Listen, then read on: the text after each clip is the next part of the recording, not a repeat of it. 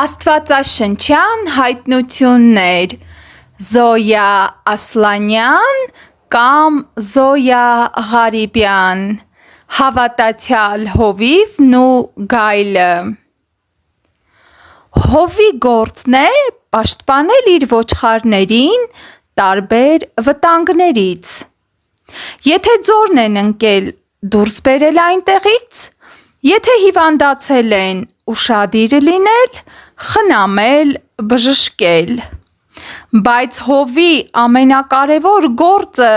դա արոտավայրում արածող ոչխարներին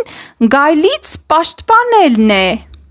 Նա պետք է անի անգամ իր կյանքը վտանգի տակ դնելով Անի այնպես, որ կարողանա փրկել բոլորին և նույնիսկ մի ոչխար անգամ գայլից չվնասվի Երբ գայլը հարձակվում է հոտի վրա ու հովիվը չի կարողանում պաշտպանել հոտը, դա չի նշանակում, որ նա պետք է ոչխարներից մեկին գցի գայլի բերանը, որ ազատի իրեն ու հոտին գայլի հարձակումից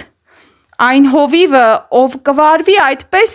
ուրեմն չի կարող հովիվ կոչվել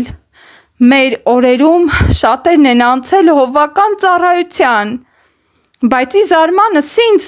վերջերս հաճախ եմ լսում կամ ականատես լինում, թե ինչպես մեծ ու փոքր եկեղեցիներում հովիվները հեռացնում են մեղքի մեջ հայտնված արդեն եկեղեցու անդամներ քույր եղբայրներին, պատճառաբանելով,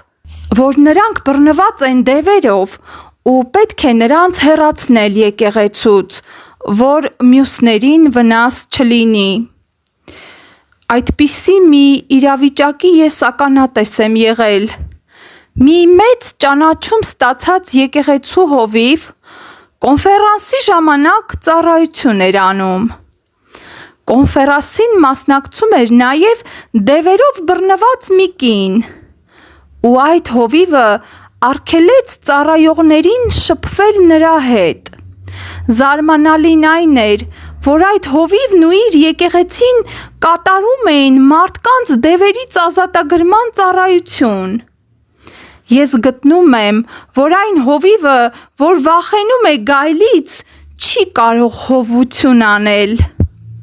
Ես եմ լավ հովիվը իր կյանքը տալիս է ոչխարների համար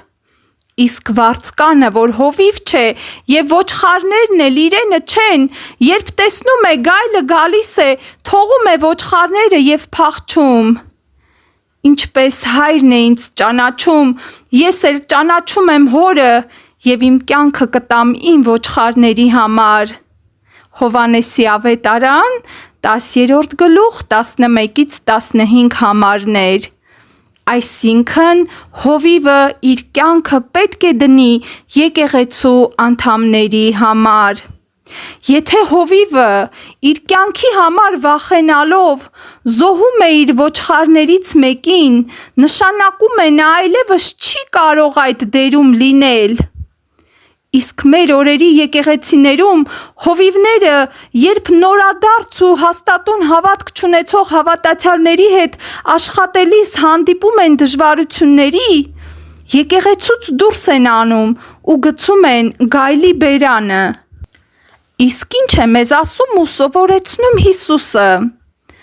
Ձեզանից ով է այն մարդը, ով 100 ոչխար ունենա և նրանցից մեկը կորի, չի թողնի 99 անապատում և այն կորածի ետևից գնա, մինչև որ գտնե նրան և երբ որ գտնե, ուրախանալով իր ուսերի վրա կդնե նրան և տուն գալով բարեկամներին և դրացիներին կկանչե և նրանց կասե Ուրախացեք ինձ հետ, որովհետև իմ կորած ոչխարը գտնվեց Ասում եմ ձեզ, թե այսպես ուրախություն կլինի երկնքում մեկ մեղավորի համար, որ ապաշխար է, քան թե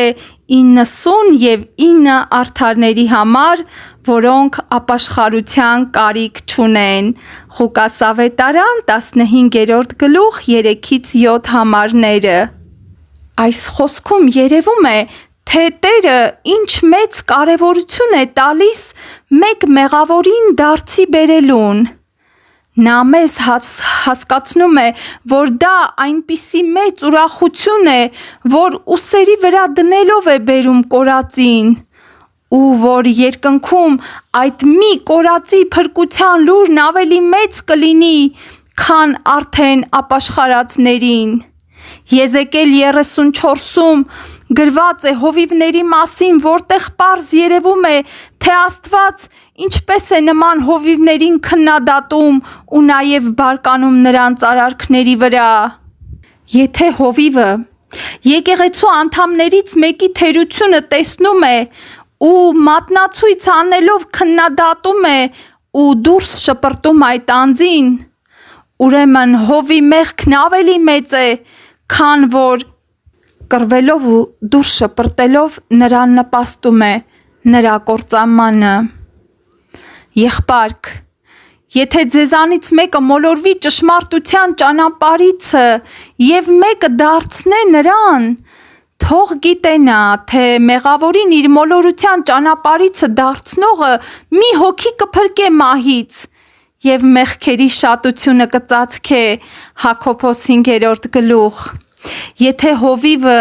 չի հետևում այդ խոսքին, ուրեմն ինքն էլ մեղքի մեջ է ու մասնակցում է մեղքերի շատացմանը։ Որոշ հովիվներ սիրում են քարոզել, որ եկեղեցին մի ընտանիք է, որտեղ բոլոր քույրերն ու եղբայրները նույն ընտանիքի անդամներ են, և իրականում էլ դա հենց այդպես է։ Այդ դեպքում հարց է առաջանում. եթե ընտանիքում երեխաներից մեկը իրեն վատ է պահում, ծնողը նրան պիտի դուրս շպրտի։ Իհարկե ոչ։ Ստացվում է, որ հովիվը ստախոս է, քանի որ չի պահում ընտանիքի մասին իր խոսքը, բնականաբար դառնում է մեղավոր։ Չէ որ պատվիրանն է ասում՝ սուտ մի խոսիր։ Ստացվում է, որ հովիվն ինքն էլ պետք է գայլի բերանն ընկնի։ Այս հայտնությունը Սուրբ Հոգին է հղում բոլոր հովիվներին։ Տերն ուզում է, որ մենք լինենք անաչառ ու Հիսուսի նման բարի հովիվ։ Չէ որ Հիսուսը իմանալով, որ Հուդան իրեն պետք է մատնի, նրա ոտքերը նույնպես լվաց ու թույլ տվեց խորհրդավոր ընթրիքին մասնակցել։ Ինչքան ներող ու ողորմած է մեր Տերը։ Սովորենք մեր Տիրոջից սեր, բարություն, գթասրտություն, ողորմածություն։ Ձգտենք մեր ապրած կյանքով ու արարքներով ցույց տալ մեր ուսուցչին՝ Հիսուս Քրիստոսին։ Ամեն։